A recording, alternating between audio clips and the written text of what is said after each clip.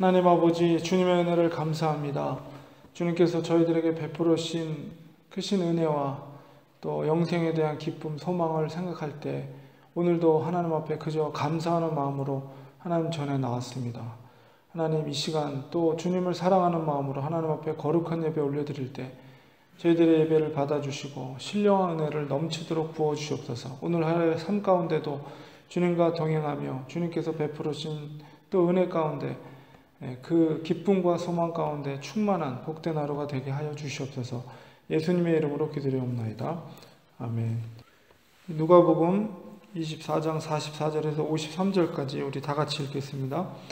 또 이르시되 내가 너희와 함께 있을 때에 너희에게 말한 바 곧 모세의 율법과 선지자의 글과 시편에 나를 가리켜 기록된 모든 것이 이루어져야 하리라 한 말이 이것이라 하시고, 이에 그들의 마음을 열어 성경을 깨닫게 하시고, 또 이르시되 이같이 그리스도가 고난을 받고 제3일에 죽은 자 가운데서 살아날 것과 또 그의 이름으로 죄 사함을 받게 하는 회개가 예루살렘에서 시작하여 모든 족속에게 전파될 것이 기록되었으니 너희는 이 모든 일의 증인이라.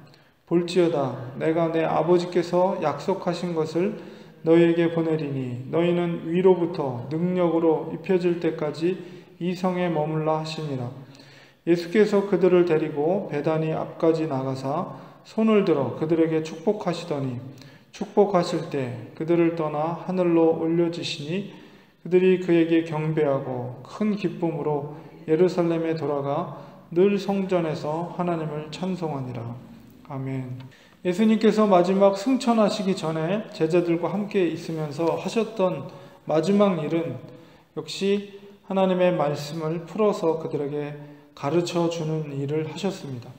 그만큼 예수님의 삶 가운데 말씀 사역은 가장 중요한 사역 중에 하나였는데, 역시 마지막 이제 승천하기에 앞서 제자들에게 그동안에 있었던 예수님의 부활과 고난의 사건, 그것에 대해서 구약에 있는 모세율법과 선지자의 글과 시편에 있는 그 기록들을 풀어서 그들의 마음을 열어서 45절에 보면 성경을 깨닫게 하셨다, 이렇게 말하고 있습니다. 그래서 우리 제자들이 예수님의 그 가르침, 예수님의 그 말씀, 구약의 말씀을 깨닫게 하고 그들의 마음을, 엠마오로 가는 제자들에게 말씀을 또 가르쳐 그들의 마음을 열게 하고 그 부활의 그 참된 가르침을 주셨던 것처럼 이제 나머지 제자들에게도 말씀을 강론하고 그들의 마음을 열어서 말씀을 통해 깨닫게 하시고 그 말씀으로 그들이 예수님이 하셨던 사역들을 이어서 감당할 수 있는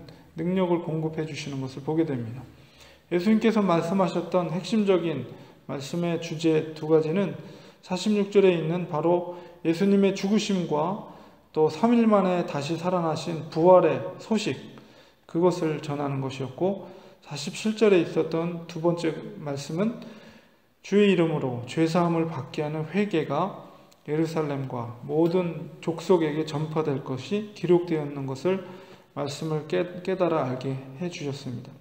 그것을 통해서 바로 너희는 48절에 제자들은 바로 이 모든 일에 부활과 또한 고난의 의미, 그 다음에 죄사함을 받게 하는, 예수 그리스도의 이름으로 죄사함을 받게 하는 회개를 선포하는 이 모든 일의 증인이다, 이렇게 이야기하고 있습니다.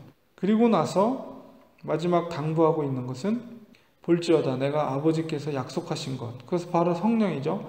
너에게 보내리니 위로부터 능력으로 입혀질 때까지 이 성, 바로 예루살렘 성에 머물러 있으라, 이렇게 말씀하고 계십니다. 그래서 오늘 이 누가복음의 마지막 부분인데 바로 누가복음의 결론이면서 사도행전의 서론과 같은 말씀이 오늘 본문의 말씀입니다. 우리가 사도행전 수요일마다 강해를 하고 있는데 누가복음과 사도행전이 한 권의 책이기 때문에 이제 마지막 사도행전으로 넘어가기 전에 성령님의 사역이 새롭게 시작되는 사도행전의 시작에 오늘 본문의 말씀이다, 이렇게 말할 수가 있습니다.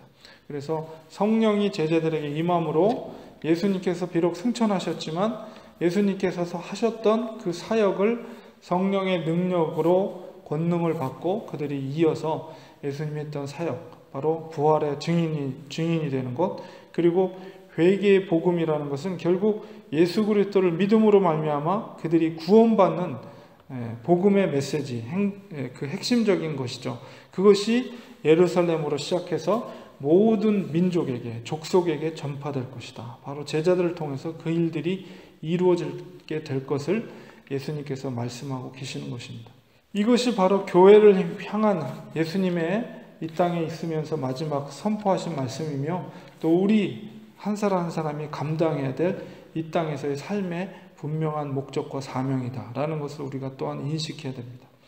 그리고 나서 마지막에 예수님께서 승천하는 장면이 기록되어 있습니다. 그들을 데리고 예루살렘 성에서 이제 그들을 데리고 베다니 앞까지 나갔다, 이렇게 기록되어 있습니다.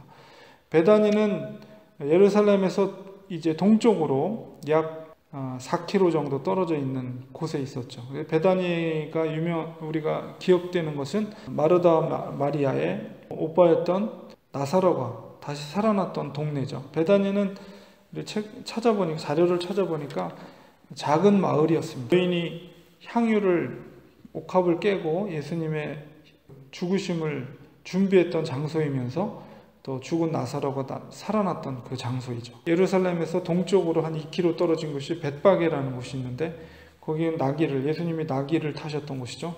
벳바게에서 또 2km 정도 동쪽으로 가면 언덕을 지나서 베단이라는 마을이 나옵니다. 예수님께서 한 4km 정도를 제자들과 함께 동행하며 걸어가면서 그 베다니를 넘어가는 고개를 내려가면서 아마 그 장소에서 그들을 축복하시고 바로 하늘로 승천하셨던 곳이 그곳인 것으로 파악이 됩니다. 예수님이 하늘로 올라가시는 모습을 제자들이 보고 예수님께서 다시 오실 것이라는 재림에 대한 약속, 그리고 제자들이 또 예수님께서 말씀하셨던 그 약속하신 성령님, 그들이 그것이 무엇인지 몰랐지만 어쨌든 예수님께서 말씀하신 너희들이 예루살렘에 모여서 약속하신 것을 너에게 보내리니 그때까지 머물러 있으라, 이렇게 말씀하신 것을 기쁨으로 받고 52절에 보니까 그들이 예수님께 승천하신 예수님을 경배하고 큰 기쁨으로 다시 이제 4km를 걸어서 예루살렘으로 돌아가서 그곳에서 성전에 날마다 하나님을 찬송하고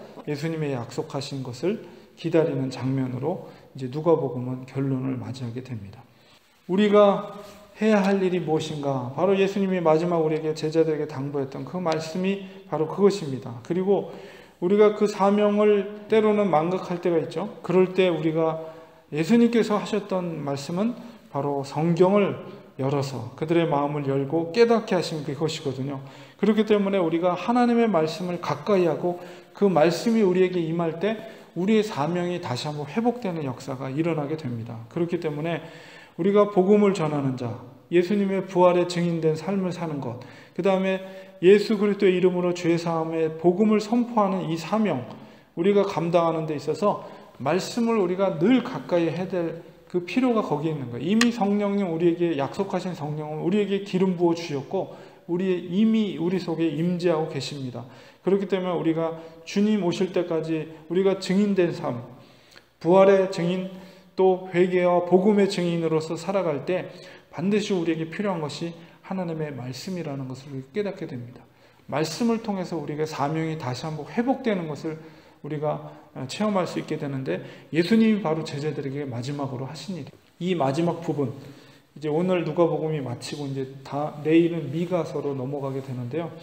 이 누가복음의 마지막을 통해서 물론 새로운 사도행전, 성령행전이 시작되는 부분이기도 합니다. 그러나 여전히 지금은 성령의 시대, 완성되지 않은 예수님의 재림 때까지 우리가 해야 할 사도행전적인 역사가 지금도 우리를 통해서 하나님은 일하고 계신다는 사실을 생각할 때 그 사도행전의 역사가 첫 출발하는 장면이기 때문에 우리가 항상 증인된 삶으로서 우리가 첫 시작, 처음의 마음을 생각할 때 집중해야 될 부분이 바로 이 부분이에요.